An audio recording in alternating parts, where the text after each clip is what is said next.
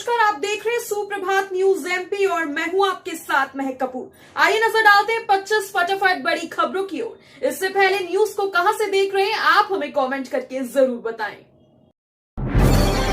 10 मार्च को सीएम करेंगे अनुग्रह सहायता योजना की राशि का वितरण।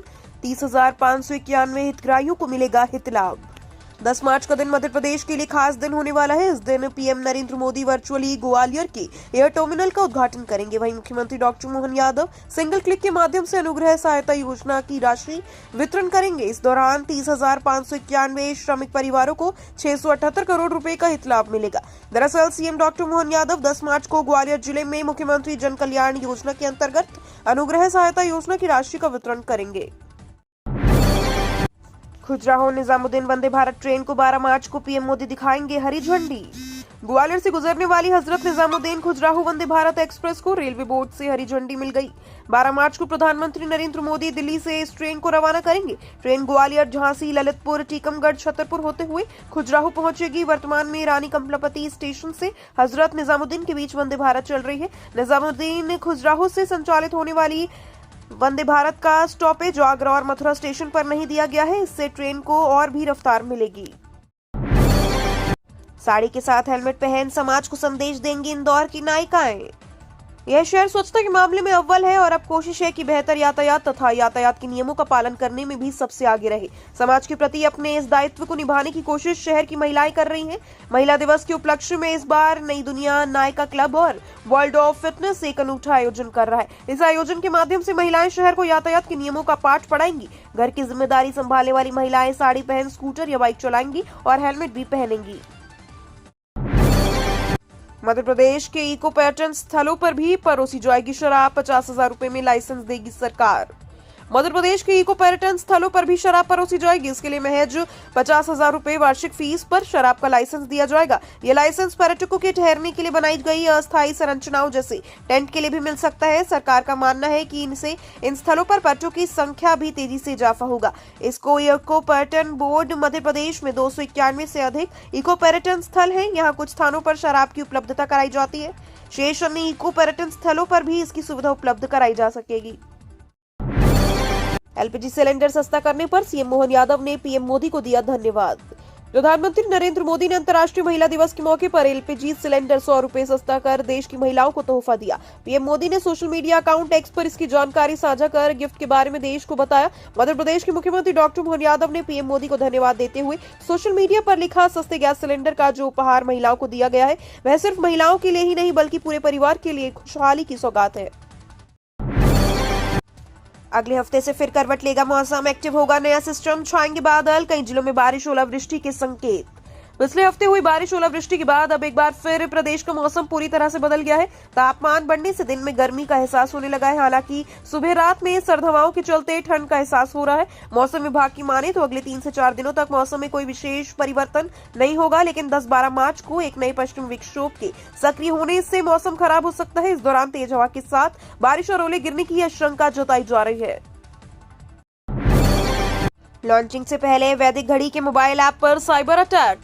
दुनिया की पहली डिजिटल वैदिक घड़ी के मोबाइल ऐप और वेबसाइट पर शुक्रवार को लॉन्चिंग से पहले साइबर अटैक हो गया। वेबसाइट पर 3,75,000 बोट्स यानी फर्जी यूजर छेड़ दिए गए। ऐसा किए जाने के बाद सर्वर की स्पीड धीमी हो गई। वेबसाइट और मोबाइल ऐप ने काम करना बंद कर दिया है। इसकी लॉन्चिंग टल गई है। कुछ मिनटों बाद ऐप और वेबसाइट ने काम करना भी बंद कर दिया। महाराजा विक्रमादित्य शोधपीठ के निदेशक श्री राम तिवारी ने कहा कि मोबाइल ऐप और वेबसाइट की लॉन्चिंग अब गुड़ी पड़वा पर करेंगे। तब तक इसे तकनीकी रूप से सुधार कर और अधिक सुरक्षित कर लिया जाएगा। परिवहन विभाग का सर्वर 2 माह में 22 दिन बंद रहा। इंदौर में हजारों आवेदन लंबित। क्षेत्रीय परिवहन कार्यालय इंदौर की वेबसाइट का सर्वर डाउन होने की वजह से विभागीय कामकाज प्रभावित हो रहे हैं। हजारों आवेदक नायता मुंडला स्थित कार्यालय पहुंचने के बाद काम होने के निराश होकर ही लौट रहे हैं। 5 दिन से सारथी पोर्टल पूरी तरह से बंद है, जबकि वाहन पोर्टल धीमी गति से चल रहा है। गत 2 माह 22 दिन परिवहन विभाग का सर्वर ठप रहा है। इस वजह से लाइसेंस बनवाने, नवीनीकरण कराने, ट्रांसफर और फाइनेंस जैसे 10,000 से करीब आवेदन लंबित है। कांग्रेस ने 39 सीटों पर किए उम्मीदवारों के नाम घोषित। राहुल गांधी वायनाड से लड़ेंगे चुनाव। लोकसभा चुनाव 2024 को लेकर राजनीतिक पार्टियों ने तैयारियां करनी शुरू कर दी है। इसी बीच कांग्रेस ने अपनी पहली लिस्ट जारी कर दी, जिसमें 39 उम्मीदवारों के नाम का ऐलान कर दिया गया। इस लिस्ट में राहुल गांधी, भूपेश बघेल और शशि थरूर जैसे बड़े नेताओं के नाम शामिल है। कांग्रेस ने शुक्रवार को दिल्ली के कांग्रेस मुख्यालय में प्रेस कॉन्फ्रेंस कर पहली लिस्ट जारी की है। कांग्रेस की तरफ से जारी लिस्ट में पूर्व अध्यक्ष और सांसद राहुल गांधी को एक बार फिर से केरल के वायनाड सीट से लोकसभा उम्मीदवार बनाया गया। लोकसभा चुनाव 2024 को लेकर राजनीतिक पार्टियों ने तैयारी करनी शुरू कर दी है। पटवारी भर्ती का दूसरा चरण आज से पहली काउंसलिंग में नहीं आए और अपात्र अभ्यर्थी के पदों पर होगी भर्ती। मध्य प्रदेश पटवारी भर्ती परीक्षा 2022 के चयनित अभ्यर्थियों की पहली काउंसलिंग पूरी हो चुकी है। इसमें पहली काउंसलिंग में नहीं आए और अपात्र अभ्यर्थियों के खाली पदों पर भर्ती के लिए दूसरी काउंसलिंग शनिवार से शुरू होगी। कर्मचारी चयन मंडल ने इसकी वेटिंग लिस्ट जारी कर दी है। भू अभिलेख ग्वालियर आयुक्त के सभी कलेक्टरों को पटवारी भर्ती परीक्षा 2024 के चयनित अभ्यर्थियों की दूसरी काउंसलिंग आज शनिवार से शुरू करने के निर्देश दे दिए गए। फॉर्म में इंदौर, भोपाल भरा, मिला कोटा, जयपुर और मुंबई में सेंटर। केंद्रीय व राज्य स्तरीय शैक्षणिक संस्थानों से संचालित स्नातकोत्तर पाठ्यक्रम में प्रवेश को लेकर 11 मार्च से 28 मार्च के बीच होने वाली common university entrance test PG रखी है। इन दिनों परीक्षा देने वाले अभ्यर्थियों को नेशनल टेस्टिंग एजेंसी की तरफ से एडमिट कार्ड जारी किए जा रहे हैं, मगर कुछ विद्यार्थियों ने सेंटर आवंटन की प्रक्रिया में गड़बड़ी बताई। विद्यार्थियों का आरोप है कि फॉर्म में जिन शहरों में सेंटर का नाम उल्लेख किया है, उसकी बजाय अन्य राज्यों में परीक्षा केंद्र बनाए हैं। जारी हुआ एमपी पुलिस कांस्टेबल रिजल्ट।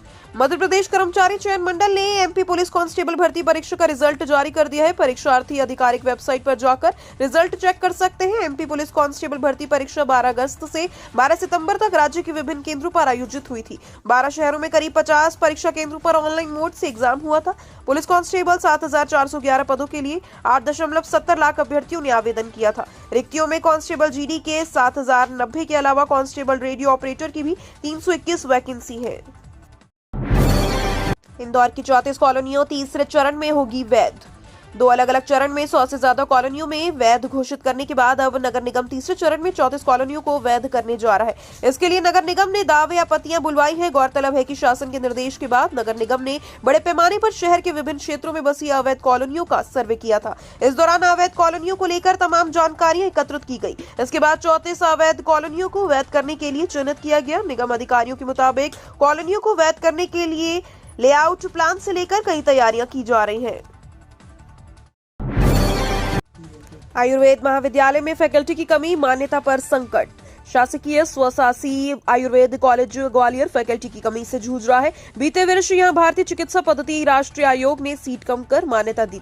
वहीं अब सत्र 2024-25 में फैकल्टी की कमी के चलते मान्यता खतरे में पड़ गई है। यूजी और पीजी की मान्यता जारी रखने एनसीआईएसएसएम की टीम ने बुधवार और गुरुवार को महाविद्यालय और अस्पताल का निरीक्षण किया। टीम को कॉलेज में प्रोफेसर रीडर की कमी मिली, इसलिए मान्यता को लेकर संशय बना हुआ है। गुरुवार को दस्तावेजों का परीक्षण कर टीम वापस लौट गई। विद्या आदिवासी ने पहले पीएम से बात की, अब राष्ट्रपति से मिलने का मिला मौका। शिवपुरी की विद्या आदिवासी इस समय चर्चा में है। विद्या आदिवासी को 1.5 महीने से ही देश की 2 प्रमुख हस्तियों से बात व मुलाकात का अवसर मिल चुका है। पहले पीएम प्रधानमंत्री नरेंद्र मोदी से चर्चा हुई, तो अब राष्ट्रपति द्रौपदी मुर्मू से मुलाकात होगी। शहरी आदिवासी वर्ग से आने वाली विद्या आदिवासी ऐसी महिला है जिसे 1.5 महीने के अंतराल में देश की 2 प्रमुख हस्तियों से मुलाकात करने का मौका मिला। सबसे पहले प्रधानमंत्री नरेंद्र मोदी ने विद्या आदिवासी से 15 जनवरी को डायरेक्ट वीडियो कॉन्फ्रेंसिंग के माध्यम से बात की। इसके बाद अब दिल्ली में राष्ट्रपति द्रौपदी मुर्मू से मिलने का मौका मिल रहा है। मध्य प्रदेश सरकार ने एमपी हाई कोर्ट को बताया, मानवाधिकार आयोग के चेयरमैन की चयन प्रक्रिया जारी। हाईकोर्ट के पूर्व निर्देश के पालन में राज्य शासन की ओर से अवगत कराया गया कि मध्य प्रदेश मानवाधिकार आयोग के चेयरमैन की चयन प्रक्रिया जारी है। साथ ही मैनुअल स्कैवेंजर्स के रूप में रोजगार का निषेध और उनके पुनर्वास अधिनियम 2013 के संबंध में की गई कार्यवाही के संबंध में भी स्टेटस रिपोर्ट पेश की गई। मुख्य न्यायाधीश रवि मलिमठ व न्यायमूर्ति विशाल मिश्रा की युगल पीठ ने उक्त जवाब को रिकॉर्ड से लेकर मामले की अगली सुनवाई 2 सप्ताह बाद निर्धारित कर दी। मंत्री कैलाश विजयवर्गीय ने कहा, इंदौर से केंद्रीय मंत्री लड़ सकते हैं चुनाव। कैबिनेट मंत्री कैलाश विजयवर्गीय ने संकेत दिए हैं कि इंदौर लोकसभा क्षेत्र से भाजपा किसी केंद्रीय मंत्री को मैदान में उतार सकती है। उन्होंने कहा कि जो भी लड़ेगा वह 8 लाख से ज्यादा मतों से चुनाव जीतेगा। विजयवर्गीय ने यह बयान इंदौर विधानसभा क्षेत्र 1 में 1 किला रोड पर अपने कार्यालय में उद्घाटन के अवसर पर दिया। यहाँ चर्चा के दौरान जब उनसे पूछा गया कि इंदौर से लोकसभा के टिकट को लेकर केंद्रीय मंत्रियों के नाम भी सामने आ रहे हैं, तो उन्होंने कहा कि केंद्रीय मंत्री भी यहाँ से चुनाव लड़ने आ सकते हैं। जो भी लड़ेगा वह 8 लाख से अधिक वोटों से चुनाव जीतेगा। इंदौर से चंद्रावतीगंज होकर भी उज्जैन पहुंच सकेगा ट्रैफिक, तैयार होगी 2 लेन। मध्य प्रदेश सरकार इंदौर उज्जैन रोड को 4 लेन से 6 लेन पर कर रही है, लेकिन उसके समांतर एक और सड़क भी इंदौर के हाथौद क्षेत्र को उज्जैन से जोड़ेगी। यह सड़क इंदौर, सांवेर और उज्जैन के ग्रामीण हिस्सों को जोड़ेगी। हाथौद से खजूरिया, अजनोद, लेकुड, चंद्रावतीगंज होते हुए उज्जैन के चिंतामन गणेश मंदिर क्षेत्र से जुड़ेगी। सरकार की इस नई सड़क की घोषणा के बाद गांव की जमीनों में भी उछाल आ गया। बिना अनुमति के कैंसर मरीजों का उपचार करने वाला इंदौर का यह अस्पताल होगा सील।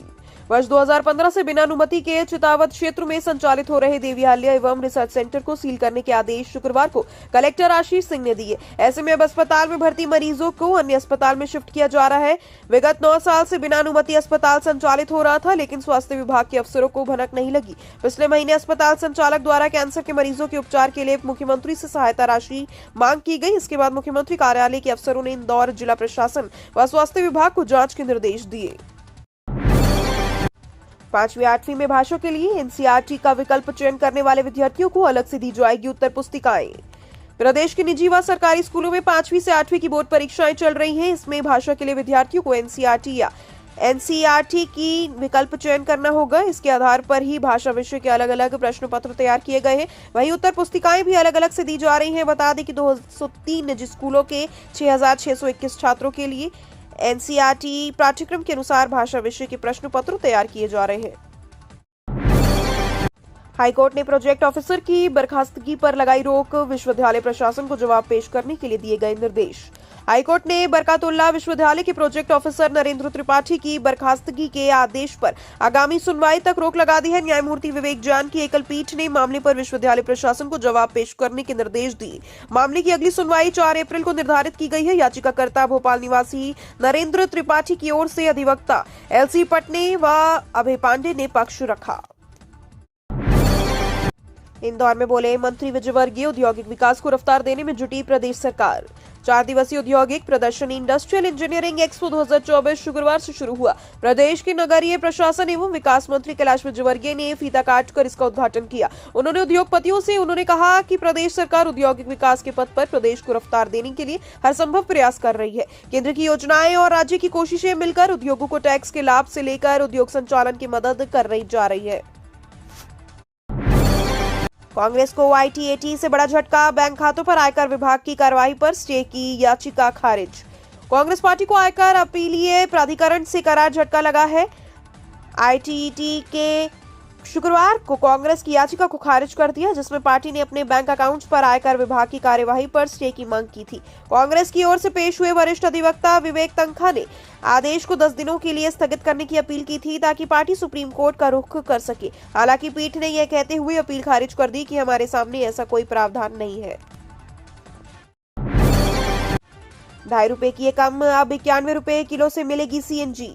अवंतिका गैस लिमिटेड ने शुक्रवार को सीएनजी की कीमतों में कटौती कर दी। इसके बाद इंदौर, ग्वालियर, पीथमपुर, महू और उज्जैन में 2.5 रुपए कीमत कम की है। इससे वाहन मालिकों को सस्ती दर पर ईंधन मिल सकेगा। 91 रुपए प्रति किलोग्राम से सीएनजी मिलेगी। उधर वित्तीय वर्ष में 15 नए पंप शुरू किए गए हैं। इसके बाद प्रदेश भर में पंप की संख्या 106 तक पहुंच गई है। एजेंसी के प्रबंधक निदेशक पंकज भगत ने कहा कि सीएनजी जैसे स्वच्छ ईंधन का विकल्प अपनाने में लोगों को रुचि दिखा रहे हैं। सीआरपीएफ कर्मियों को पुलिस ने दिया चुनावी प्रशिक्षण। लोकसभा चुनाव को लेकर पुलिस ने कमर कस ली और तैयारी शुरू कर दी है। शुक्रवार को सीआरपीएफ की कंपनी के अधिकारी कर्मचारियों को कंट्रोल रूम के मीटिंग हॉल में चुनाव का प्रशिक्षण का आयोजन किया गया। लोकसभा निर्वाचन 2024 के परिप्रेक्ष्य में पुलिस अधीक्षक कुमार प्रतीक ने निर्देश में आज निर्वाचन ड्यूटी हेतु जिले को आवंटित केंद्रीय रिजर्व पुलिस बल की कंपनी के अधिकारियों कर्मचारियों को पुलिस कंट्रोल रूम स्थित मीटिंग हॉल में चुनाव प्रशिक्षण का आयोजन किया गया।